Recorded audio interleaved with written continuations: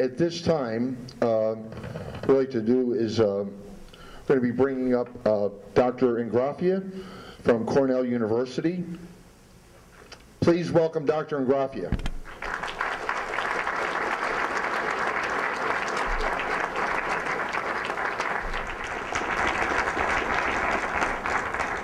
I'd like to begin by thanking the sponsors of the event, RDA and BEMA, for hosting all of us here tonight. As Terry said, it's always a thrill to have an opportunity to stand in front of our fellow citizens and engage in what we call informal education outside the classroom, just as important. So I need to tell you, I'm going to proceed in a somewhat different manner than Terry did. I'm going to have a relatively short, formal opening comments, perhaps 15, 20 minutes. I'm sure you'll be relieved by that.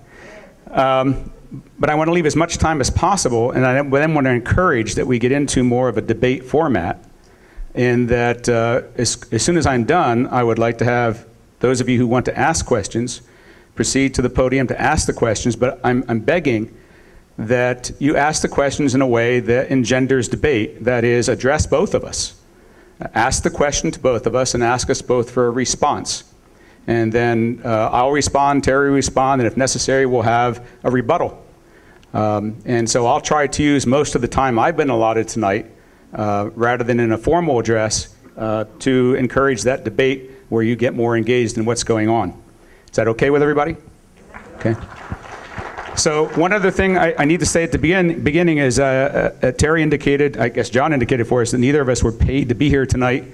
I want to go one step further and say that I have no financial conflict of interest in anything I've been doing for the last 2 years with respect to informal education about unconventional gas drilling. I am not on the payroll of anybody. I don't have any direct financial connection to anybody in industry or other. So as a licensed professional engineer, I'm required to tell you that because I'm about to give you technical advice.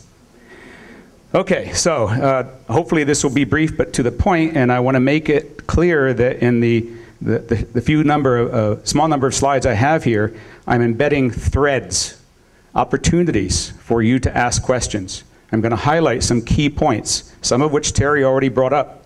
I'm going to meet his challenge to talk about things like the largest cumulative environmental effect, which is global warming potential.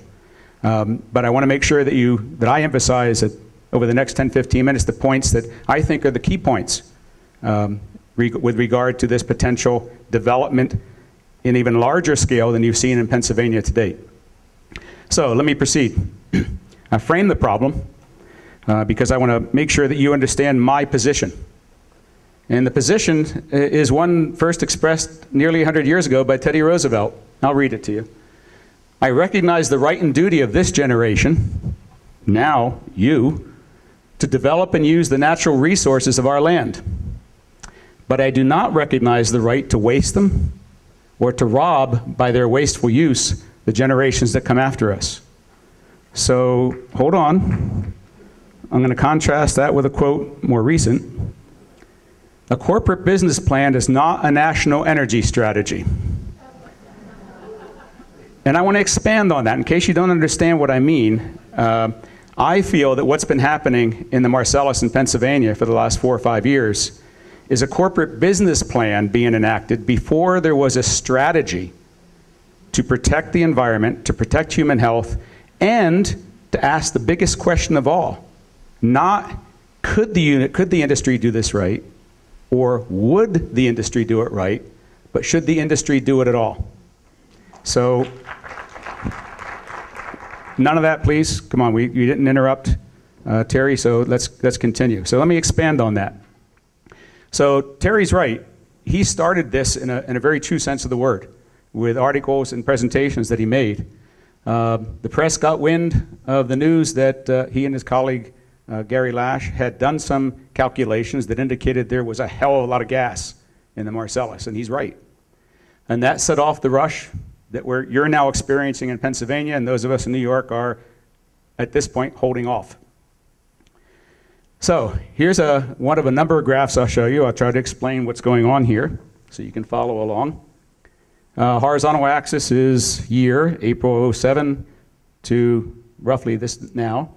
This is the number of big rigs, the ones necessary to drill a high volume slick water, hydraulic fracturing more than 2 miles. This is the rig count in Pennsylvania. And as you can see, up until that fateful time in late 2008 when Professor Engelder made these announcements, it was pretty flat. Conventional gas drilling and oil drilling going on in Pennsylvania as for the last 150 years. And then the big rush started. And as you can see, there has been a very, very rapid rise in the number of big rigs operating in Pennsylvania. That's the pulse of the industry. If you want to know how big this is going to get, watch that number. So that number of big rigs currently is capable of drilling about 4 wells per day in Pennsylvania. Okay? So remember that number, because I want to emphasize scale, size, and whether you have been told the whole story by what the industry expects you to sacrifice to do for your country. So my opinion is that this is an example of fire, ready, aim. Did you get that? Okay. Nobody was ready in 2008 to proceed this way. And my colleague Terry knows it. In fact, he said it. He was quoted in the Financial Times earlier, well, last summer, as saying, "You realize that in Pennsylvania, the DEP, as recently as the spring of 2008, did not have a strategy for dealing with gas production from the Marcellus." So my question is, why did they let it happen? If this is not just an execution of a corporate business plan, rather than a well thought out national strategy to, as Terry just pointed out, find a way to make us less dependent on foreign energy sources, find a way to maintain our standard of living, buy time for sustainable energy to come online. What was the rush? And as Terry said numerous times in his talk, and industry has to experiment. Industry has to learn what went wrong to get it right the next time. The industry evolves that way, and writing reports is not going to replace the experience of doing this. But I don't know about you, but in New York State, starting 2 or 3 years ago, when things were starting to heat up there, we were told that over 1 million gas and oil wells have been hydraulically fractured in the United States, and nothing had ever gone wrong. And we're just going into the 13th year of development of the Barnett Shale Formation in Texas, where there have been over 10,000 high-volume, slick-water, hydraulic fractured gas wells. So how much more experimentation is needed? So you can't have it both ways. You can't say that the industry is mature and safe from day one, which is what they were saying on day one and continue to say now, and then continue to say they have to make more mistakes to develop a standard operating practice to get it right. Experiments in industry are typically done in an industrial setting, in a zoned industrial area inside a building or a complex, where when things go wrong, they get it right, and the people outside that zone and outside that complex don't even know it. But as you well know, the industry is asking us to make a sacrifice so that we now live in their industrial zone. It's not walled off. Whatever fluids, solids, and gases are emitted from this industrial process are emitted into our atmosphere and our backyards and our streams. So doing the experiments, they've had plenty of time to do. So I'm just wondering when they're going to get it right, and I'll come back to the point of whether getting it right is still getting it wrong. So fire, ready, aim, nobody was ready, no place to dump the waste. So here we are 3 years, more or less, into the major development in Pennsylvania. And we're finally getting new regulations regarding, well, we just got new regulations, you got in Pennsylvania, regarding the use of municipal wastewater treatment plants for stream disposal of the fluid waste coming from hydraulic fracturing. It took 3 years to get those regs approved and in place. There's a fledgling and non-uniform recycling technology development going on. So you probably heard that the gas industry, Marcellus Gas Coalition, says 100% of the fluids produced in Marcellus wells in Pennsylvania are being reused. How many people have heard that? Do you think it's true? Well, no, okay. So it is true of 2 companies. How many operators are currently developing gas in Pennsylvania? 78. Now, if you want to, you can go to the Pennsylvania DEP reporting site, where companies are now required every 6 months to report on everything they do, what they produce, gas, oil, brine, flowback fluids, and you can go through that entire list of roughly 2,400 drilled wells to date in Pennsylvania and the Marcellus, and you will find fewer than 10% have reused their frac fluid. So it is true that some companies on some of their wells, which have been hydraulically fractured, are reusing, by re-injection, 100% of their fluids. But does that mean there is no waste stream at all? Doesn't 100% recycling imply to you that there's no waste stream?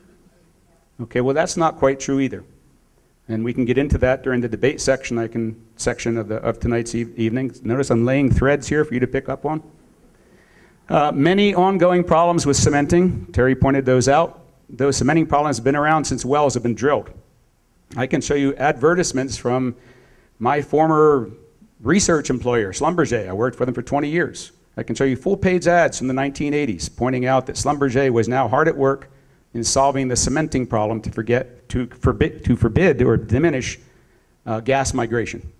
Those problems will be around forever. They will never be solved because of the complexity of the problem. They will always be there.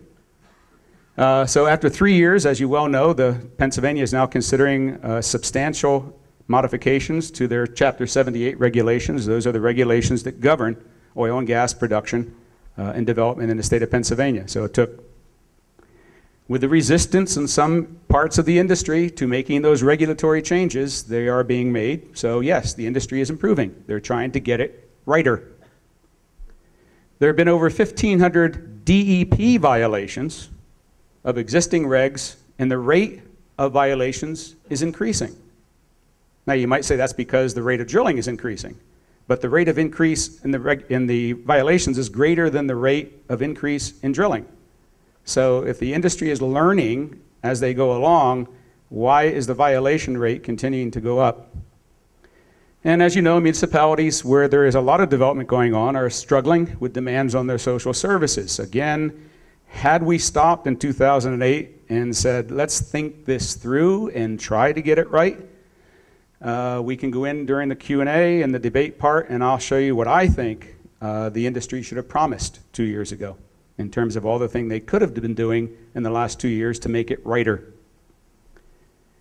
So just as an example of those, some people are saying, I get this, well, a lot of those violations are trivial. They didn't file their paperwork on time. There aren't very many of them that are serious. Well, this is a pie chart that was given to me by my friends up at GDAC in Nanticoke. It's accurate, I checked it all. In that period of roughly 10 months last year, there were 970 violations. 149 wastewater impoundment pits, 249 discharge of industrial waste, violations of the Pennsylvania Clean Streams Act, pollution prevention, erosion and sediment plans, waste management. Those aren't trivial. So again, if the industry is anxious to get it right and to improve their practices, why is the rate of those violations continue to increase?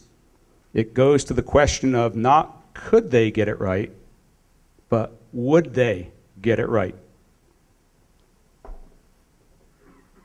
So we've been asked tonight numerous times to make sacrifices for the country. So the company should be asked not what we can do for them, but what they can do for us. So fire, ready, and aim. Nobody was ready. Continuing on that theme momentarily. Everybody's so busy trying to answer the local question, what will happen in this well? What will happen in this cement job? What will happen on this pad? Can the industry improve that technology to diminish the number of accidents? And so many people are also concerned about, well, even if they know how to do it right, and in many cases they already know how to do it right, but they made the economic decision that better to ask forgiveness later by paying a small fine than investing a lot of money up front to make sure that it's done as well as possible. So much time has been spent on these local issues that not enough time has been spent on an issue that Terry broached tonight, and one in which I'm sure he's just as concerned as I am and just as questioning as I am. And that's the biggest question of all, because tonight we're here to talk about cumulative environmental impact. Cumulative environmental impact doesn't mean what goes wrong when one cement job fails. Cumulative environmental impact doesn't mean what goes wrong when one set of wells on one pad goes sour. Cumulative environmental impact means what's happening in a county with 50 pads. What's happening in a region like Pennsylvania with 10,000 pads? Or the biggest question of all, and the one for which we have generational responsibility, is this one. That's the global environmental impact, and that refers to the question of should we even do it. So Terry showed data, which I'm going to actually show again later this evening if you ask, about what the big picture is with national energy policy. How much energy of which different types is consumed in the United States. And how do we get from where we are today, which is not sustainable, even with shale gas, because it's a non-renewable resource, and it won't get us past our grandchildren's generation. How are we going to get to that golden era when we stop kicking the can down the road to our kids and grandkids, suck it up, or as they say nowadays for some of us, man up, and solve the damn problem now? Okay? So, continuing on briefly, New York State, where I come from, is digesting the math. This is the most famous table in all of technical literature as far as I'm concerned. This is from Terry's 2008 paper, where he makes his projections that people now quote quite often. 50% probability, producing nearly 500 trillion cubic feet over off in the Marcellus over 50 years. This is the 50-year projection. And Terry was very honest in saying there is no fine print, it's pretty big. In order for that to be true, of the 73,000 square miles that are included in his calculations, about 70% of that would have to be developed at the rate of 8 wells per square mile. So when you do that number, that comes out to 400,000 wells in the Marcellus and something like 170,000 wells in Pennsylvania. So what numbers have you been hearing? I hear 40,000, I hear 50,000, I hear 60,000. Well, it depends upon the probability, and what it depends upon is what the industry doesn't know yet, which is the ultimate recovery from a typical well. We have estimated ultimate recovery from the oldest wells in Pennsylvania, which are 4 or 5 years old. And we have more data from the Barnett, but the Barnett isn't the Marcellus. So this is projection, but understand the impact, the spatial and temporal impact. Those are the important words tonight. If we're being asked to make sacrifices, we got to know what we're sacrificing. How much of our time, how much of our land, how much of our environment, how much human health effects. And it all comes down to the total number of wells. Not the number of pads, the number of wells. Everything is locked into the number of wells. So let's take the minimum, 60,000 wells. On average, 6 wells per pad. That's what the industry told the Nature Conservancy and the Audubon Society when they did their build-out study a few months ago, which you should all read. It's 10,000 pads in Pennsylvania. Those are probably minimum numbers. Those numbers would combine to use more water and produce more waste fluids than all previous 350,000 wells drilled in Pennsylvania in history. Why? Rhetorical question. Because these are high volume, slick water, fractured wells from long laterals, many stages, and they take one hell of a lot of water, and they produce, consequently, a hell of a lot of waste. Okay? So this is big stuff. Ralph Kiesberg says the analogy here is, okay, we all know how to ride bikes and that's safe, therefore we should all know how to drive NASCARs. These kinds of wells are big time. Terry mentioned that. This is not your grandmother's conventional well out in the backyard. The cumulative impact of statewide unconventional gas development depends upon that math. And have you seen a study yet that is scientifically valid, that is, it's been vetted by peer review and not by professors at only Penn State or only Cornell, okay, that says using the best scientific analysis available and using reasonable numbers, here is the cumulative effect on human health. Total number of additional cases of bronchitis, total number of additional cases of cancer, total number of additional cases of fish killed, total number of additional cases of whatever. Okay, we're mostly told the bright side. Okay, nobody wants to talk about the downside because nobody wants to pay people to do that. Certainly the gas industry doesn't want you to. But here we go. Listen, here's something many of you don't know. The Marcellus development in Pennsylvania is, on a statewide scale, about 3 years old. And as I said, there are only 2,300 Marcellus wells drilled in Pennsylvania so far. Only about a third of those have been fracked. Think about that for a few seconds. If all the environmental problems we're having, and I agree with Terry, at the surface with spills and inability to transport the material without spilling it, storing it without spilling it, recycling it without spilling it, processing without spilling it, all the problems you've had in Pennsylvania, you're only 800 frack jobs into a 60,000 frack job experience. So can you project the cumulative impact? I can't. I don't know how to think through that. Somebody needs to. Otherwise, we're just following a corporate business plan and hoping for the best. All right, so why is shale gas development unconventional? Again, I want to emphasize the point here that this is not your grandfather's conventional well. Terry pointed that out when he was talking about the Pavilion well. That was small potatoes, he said, and it's true. And it's also true that the industry can't have it both ways and say they've got 1 million hydrofrac jobs of experience and then say they still have to learn. Well, those million jobs, there are only a few tens of thousands that are unconventional. And those are the 4 reasons, those are the 4 technologies that had to be combined over the last 10 to 15 years. So it is a relatively new technology on a grand scale, never before used in Pennsylvania and not yet used in New York. And just to make sure you all understand, vertical, horizontal, thin seams relative to the depth. That means you got to be able to go lateral. So they had to invent, sometime in the last 25 years, luckily the industry invented the technology called deviated drilling or directional drilling. Without that, you can't develop a shale formation. So that's one of the technologies. But because you can now make this lateral up to 2 miles long, I'll show you a couple slides of a 2-mile long development up in British Columbia in a minute. Because this can be 2 miles and this can be 2 miles, that's a long way to pump a lot of fluid through a small pipe under very high pressure pretty darn quickly. And so somebody had to figure out the high frac fluid volume problem. That's technology. How much horsepower does it take and what kind of pumps does it take to put, for each stage, 1 million gallons of fluid 2 or 3 miles underground at 10,000 PSI through a 5-inch diameter pipe. Those of you who work with fire hoses know what I mean. And another problem that had to be solved then is to reduce the friction along the way. That's the slick water part. That's the chemical engineering part. Okay. And finally, multi-well pads. Now the industry would say, this is a great invention, and I agree. It's a lot better to have 1 pad on a square mile than it is to have 16 vertical wells. But that's begging the question, because no number of vertical wells in the Marcellus is going to become anywhere close to as economically feasible as 8 or 10 or 12 wells from 1 pad.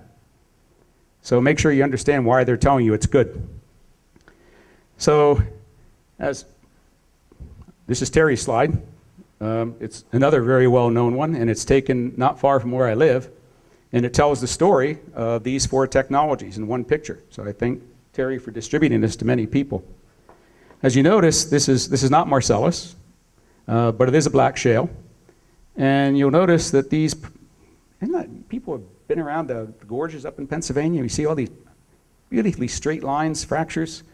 So shale formations are typically highly fractured. That's good from a production point of view. You couldn't develop them using high volume slick water hydraulic fracturing or any kind of water hydraulic fracturing from long laterals unless they were already naturally fractured or jointed in this case. Okay. It's that nature of the geology that makes this feasible. So if one then drills a well, and this is a cartoon of a lateral, for example, and then one perforates that, and that's the green arrows, and injects fluid at high pressure, one stimulates open those existing joints, and that allows a freer flow of gas, much of which has accumulated in those joints, and the rest of which is adsorbed on the surfaces around those joints, to flow back to the well. So again, you had to be able to do lateral drilling. You had to be able to do large volumes because, think about it, if this is a mile or 2, how many of those joints are being intersected? Thousands. So you need a lot of volume to open them up. And by the way, along the way, since you have other joint sets that are intersecting those, if you can get that fluid to not only go this way, but that way, which some of it do, you now establish what's called a flow network. And you can drain a relatively large volume of rock in each stage of the fracture. Which brings me to another example or another reason to understand scale. In a conventional well, as Terry just pointed out, you poke a lot of holes and hope that you hit the places where the gas is. In a shale gas, the gas is everywhere. It may not be in this block, as much gas as there's in this block, but there's gas everywhere. So if you drill, you're going to get gas. There's a variability. Different wells will have different productivity. But now you have to ask the question, if the gas is everywhere, where will the industry drill? Everywhere. So the ideal situation would be if this were the far west and there was a shale formation out west that could be similar to the Marcellus, how would the development look? This is just a recap of the recent things that have been developed. So this is a challenge I give to the people who come to my talks. Imagine that you had an ideal situation from the industry point of view. No competition. You're the only gas developer in town. And you had only one person to lease from. And that person owned all the land. What would the development look like? So this is what engineers refer to as a bounding case. Right? Not likely to ever actually occur very many places, but it gives you an indication of what might be done under very strange combined circumstances. And the answer to that is this is what would happen. This is the best example I know of extant industrialization of a region using the best available knowledge of that region to extract as much gas, take the inventory out of storage. Don't leave anything behind. So let me explain what you're looking at. This is a map of the Dallas-Fort Worth Airport, Barnett Shale. 18,000 acres, leased by one leaser, City of Dallas-Fort Worth. Developed by one company, Chesapeake. Each one of those lines is a well. Each one of those red dots is a pad. That's real, that's happened. So given those extreme circumstances, as I said, which are not likely to happen in Pennsylvania, in many places, more likely to happen in New York State because of our compulsory integration laws, where one individual can really control the rights of many others. This is what would happen. That's called taking the inventory off the shelf. All right. Where can we look into the future and see how the technology is evolving? Again, Terry's right. The technology for large, high volume, slick water, or other kind of frac fluid, long lateral, multi-well pads, which is where the industry has evolved to in the last 5 years.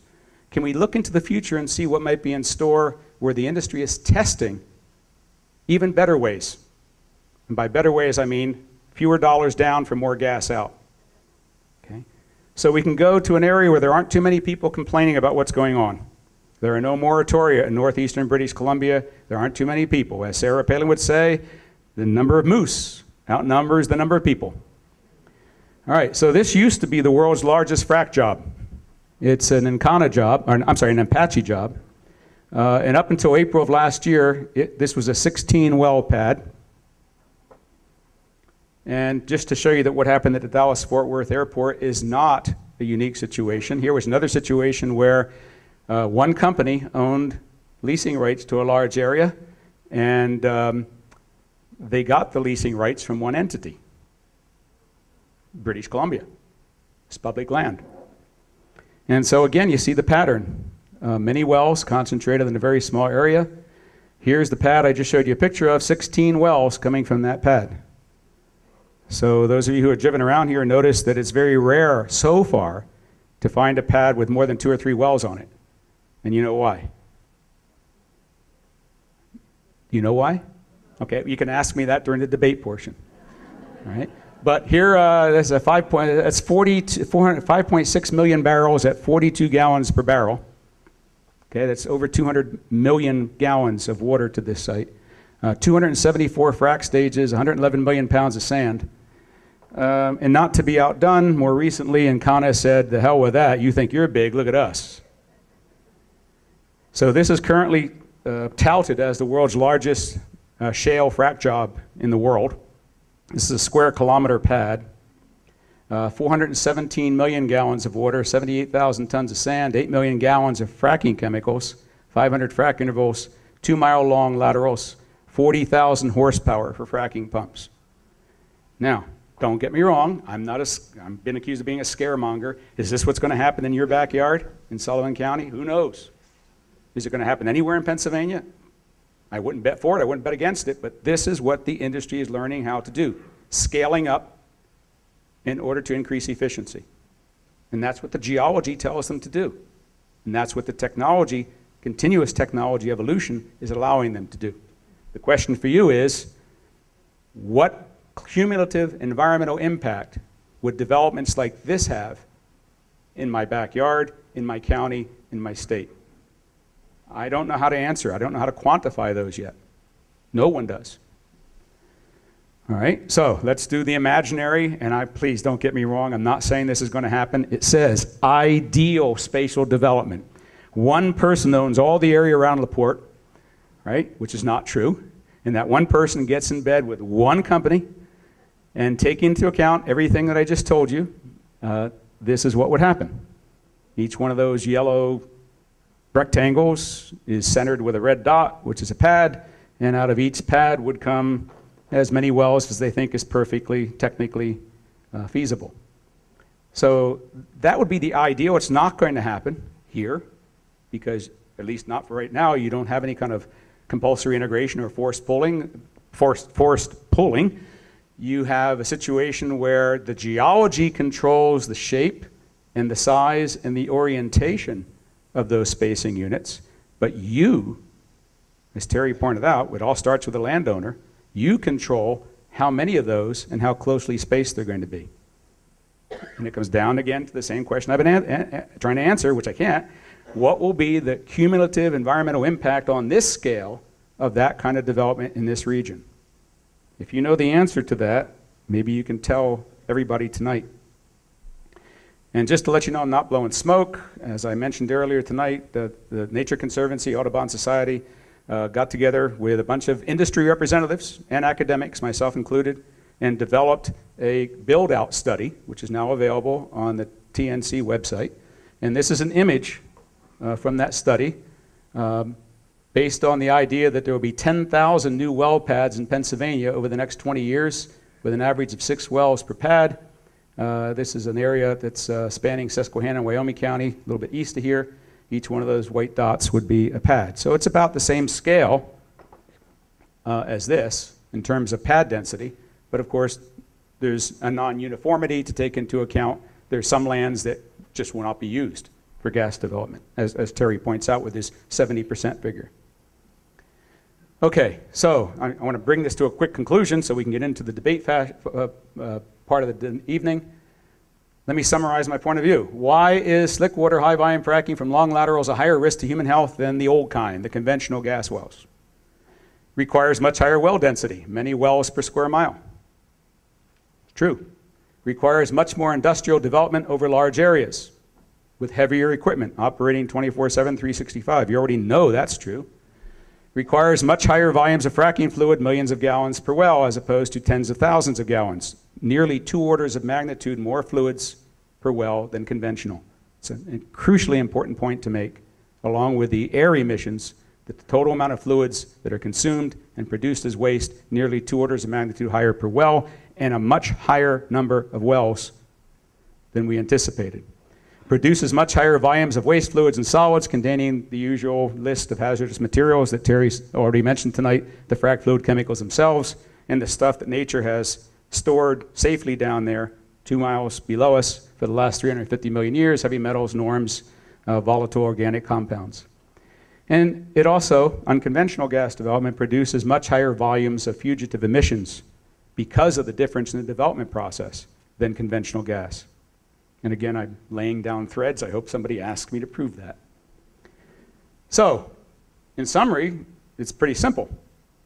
As the number of wells and the volumes of waste increase, the probability of accidental releases of hazardous materials into the air and into the groundwater increases. That's patently obvious.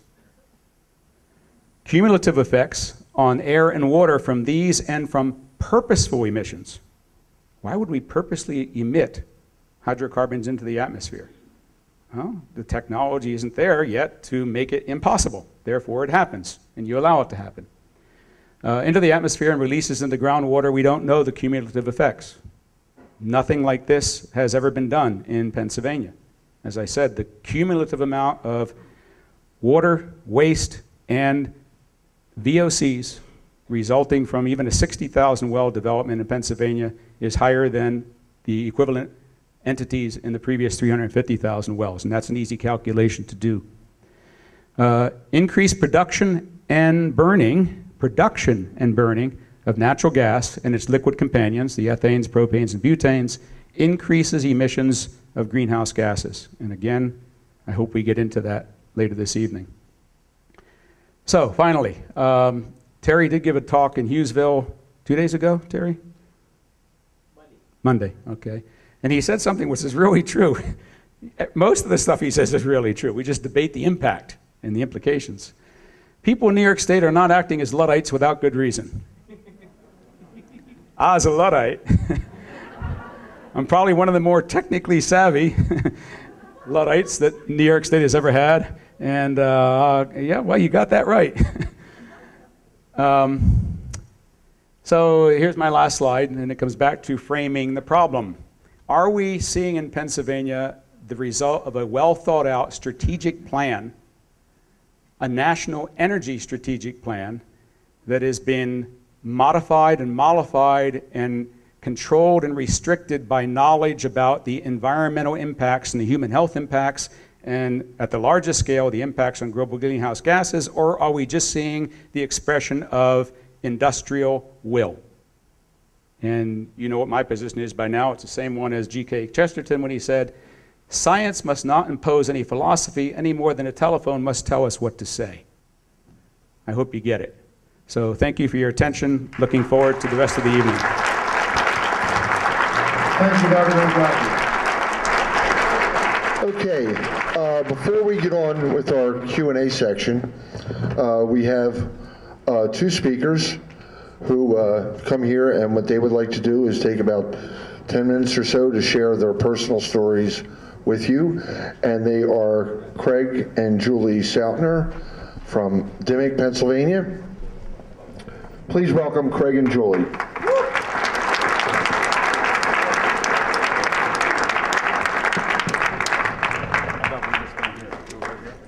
Wherever you want to do it.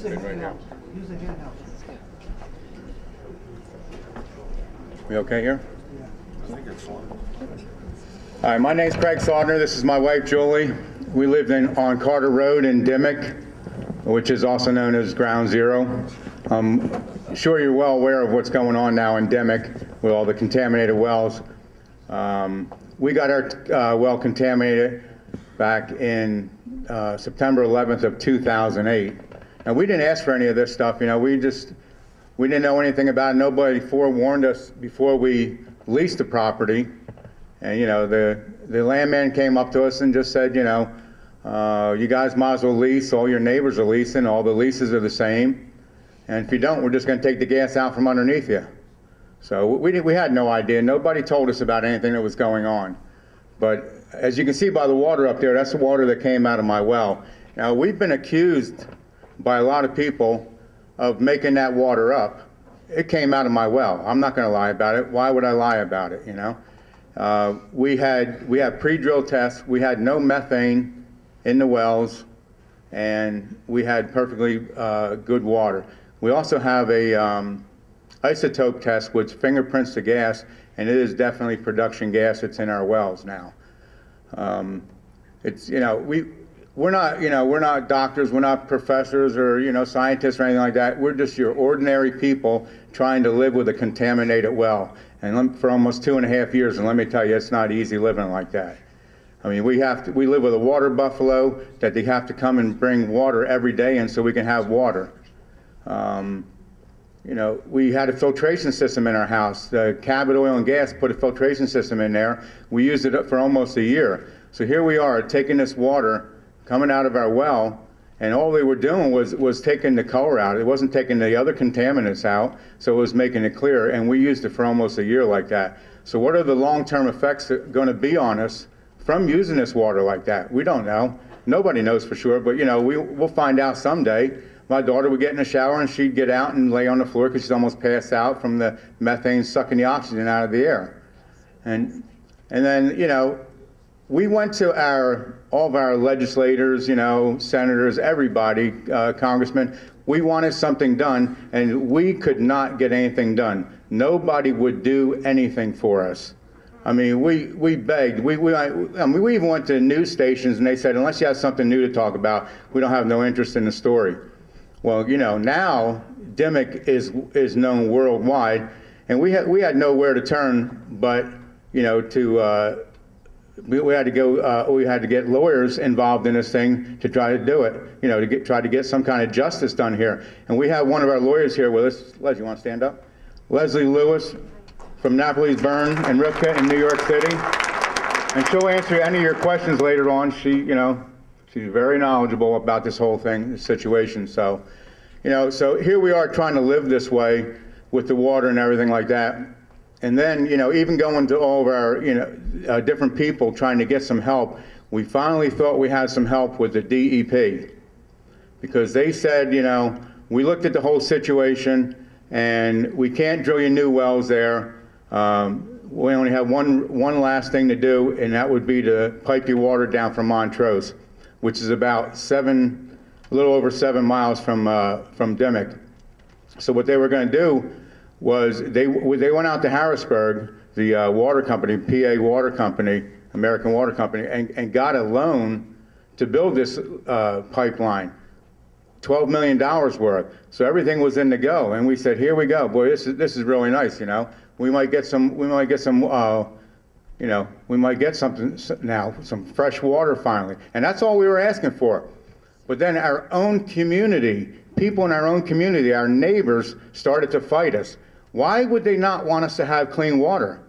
I mean, and I'm not talking just the residents. I'm even talking about some of the politicians didn't want us to have the water, and that's a fact too.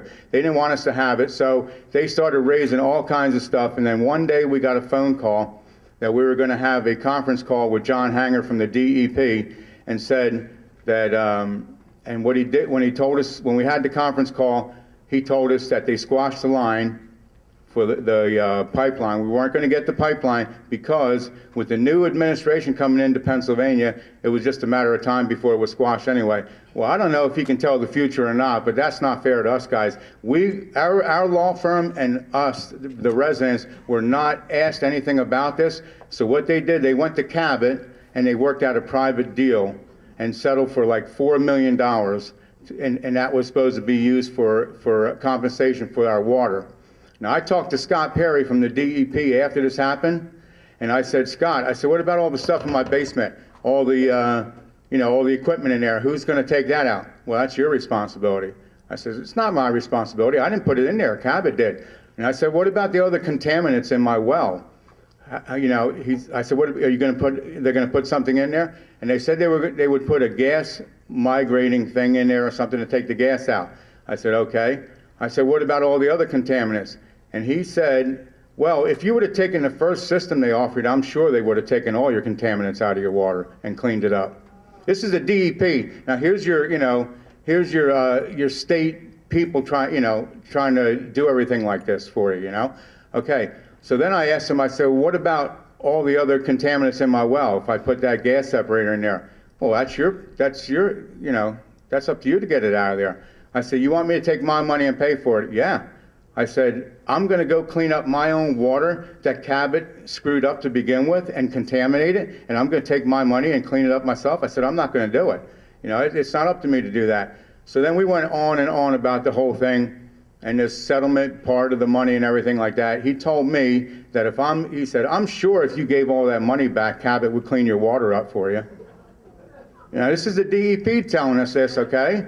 Now, I mean, aren't they there for environmental protection? How are they protecting us when they talk like that? So, I mean, if that's what the old administration in there, I can just imagine what the new administration is going to do in there when Corbett gets in there. This is, I mean, absolutely ridiculous that we were thrown under the bus and had, you know, without a warning or anything. One day here we are getting water piped down to us. The next day here we are with no water line and still living the same way. And those people were all gloating back there in Montrose that were fighting us. And that's not fair to us. I mean, when is it up to other, you know, the minority like that to decide what about us getting clean water like that? All we want is clean water, and that's why we wear these blue ribbons, because we want clean water, and that's it. So, that's all.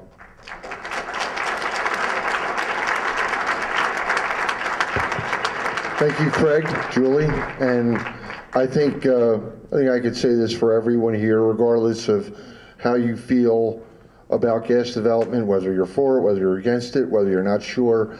I think everyone here would like to see the Dimick water problem finally resolved and their water restored.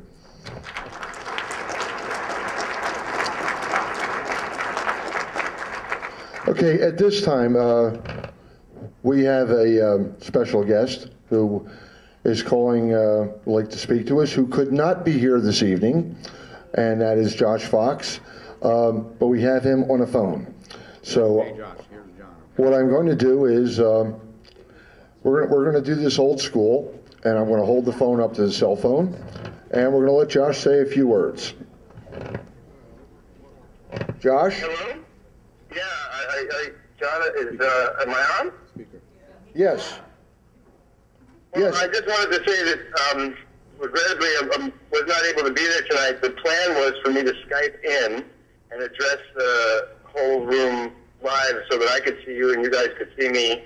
But it looks like the high school auditorium shut down their Wi-Fi connection after dark. So I just wanted to go ahead and make a call and say I hope that the debate was informative. I was planning to watch it. I wasn't able to watch it. But I have had a lot of conversations with the magnificent Tony Ingraffea, who I'm sure brought the real facts to bear. I am currently doing a screening right now alongside a Frac Tracker, which is an amazing organization that is doing charting of the whole Marcellus Shale out of the University of Pittsburgh.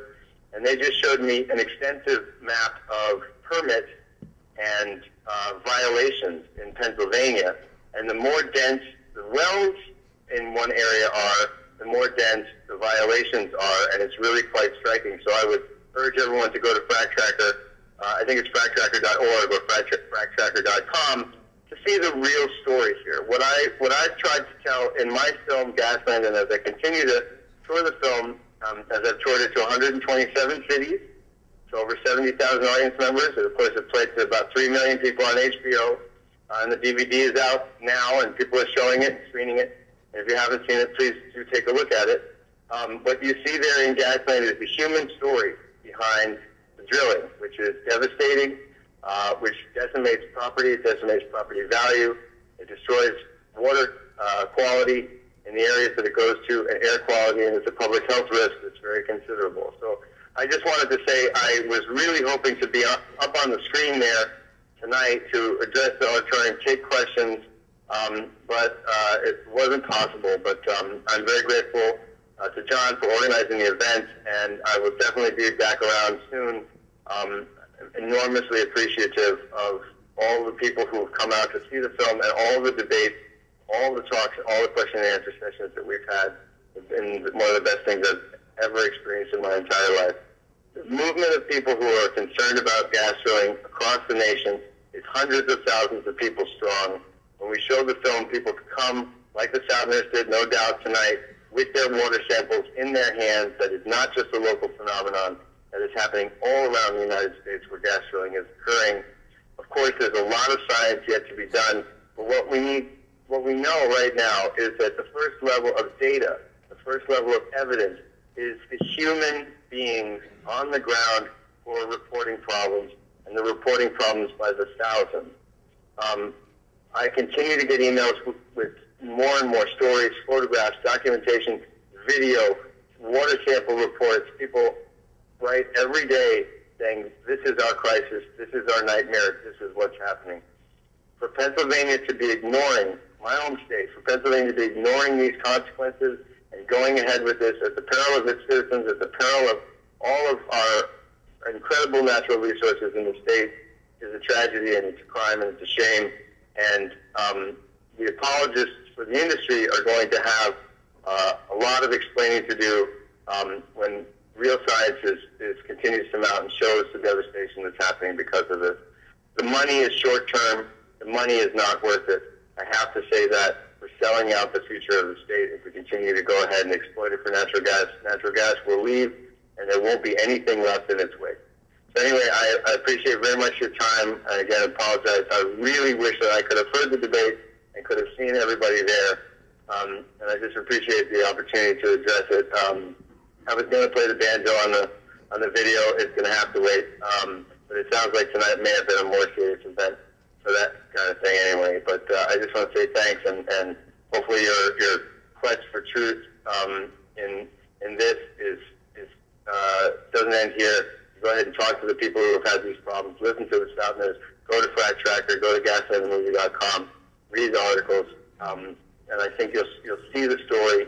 It is not something to be ignored, and it is not something to be sold for a short-term gain. And I really appreciate, I don't know, just appreciate your presence and your attention. Thanks so very much. Thank you, Josh.